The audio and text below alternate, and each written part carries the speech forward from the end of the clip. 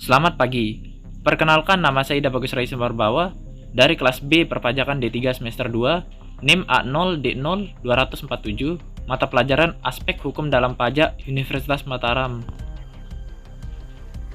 Materi pajak. Jenis pajak yang terdapat pada struk token listrik dan menghitung persentase pengenaan pajaknya sesuai dengan yang terbayar. Sebelum membahas materi ini, terlebih dahulu saya akan menjelaskan beberapa aturan mengenai pajak listrik. Pada 22 Januari 2021 lalu, Menteri Keuangan Sri Mulyani Indrawati mengeluarkan Peraturan Menteri Keuangan PMK Nomor 6 PMK 3 2021 tentang penghitungan dan pemungutan pajak pertambahan nilai serta pajak penghasilan atas penyerahan atau penghasilan sehubungan dengan penjualan pulsa, kartu perdana, token, dan voucher. Belait ini mulai berlaku pada 1 Februari 2021. Dengan pemberlakuan ini, maka tanggapan yang mengemuka di masyarakat adalah mereka sebagai konsumen akhir akan merogoh koceknya lebih dalam untuk membayar pulsa, kartu perdana, token, dan voucher. Apakah benar seperti itu? Di dalam Undang-Undang Pajak Pertambahan Nilai atau PPN dan pajak penjualan atas barang mewah ada istilah negative list. Istilah ini berarti daftar barang atau jasa yang tidak dikenakan PPN. Jadi kesimpulannya, secara sederhananya, semua barang atau jasa yang diperjualbelikan itu kena PPN, kecuali yang ada di dalam daftar itu. Pulsa, kartu perdana, token, dan voucher tidak ada di dalam negative list. Artinya, kesemuanya merupakan barang kena pajak dan kena PPN. Aturan ini sudah lama ada.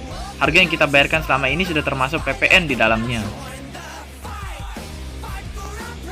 Peraturan teranyar Menteri Keuangan di atas mengatur kalau distributor pertama memungut PPN dari distributor kedua. Distributor kedua memungut PPN dari distributor selanjutnya atau pengecer. Pengecer tidak perlu memungut PPN lagi dari masyarakat. Dengan demikian, tak ada pungutan PPN di setiap rantai.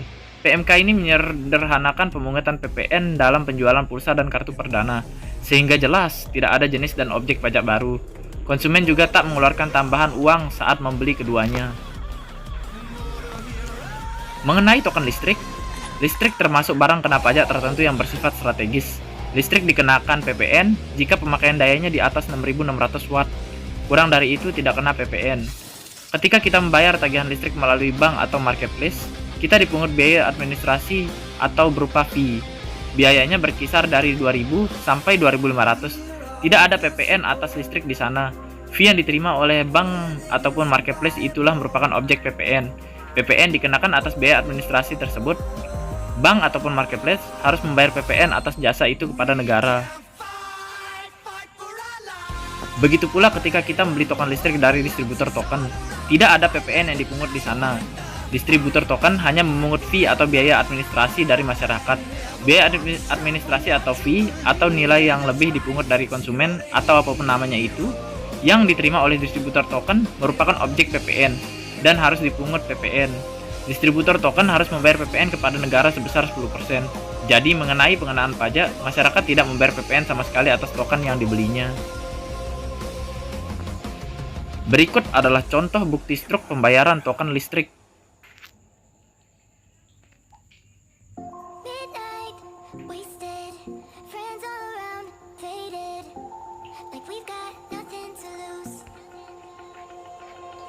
Jika kita perjelas pada gambarnya, tertulis di sana bahwa pelanggan tidak dikenai PPN, melainkan pelanggan hanya dikenai pajak penerangan jalan atau PPJ. Mengenai PPJ, akan saya jelaskan sekarang. Di sana juga tertulis bahwa biaya admin juga dikenai sebesar Rp2.750 dan PPJ-nya, untuk PPJ-nya 1.819. Total tagihan Rp22.750. Seperti yang terlihat pada struk sebelumnya, pelanggan tidak dikenai PPN karena untuk PPN sudah ditanggung oleh pengusaha penyelenggara penjual token listrik dalam bentuk biaya admin.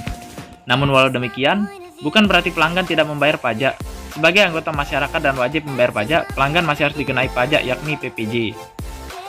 Menurut Peraturan Daerah Nomor 15 Tahun 2010 tentang Pajak Penerangan Jalan atau PPJ, pajak penerangan jalan dipungut atas penggunaan tenaga listrik, baik yang dihasilkan sendiri maupun yang diperoleh dari sumber lain.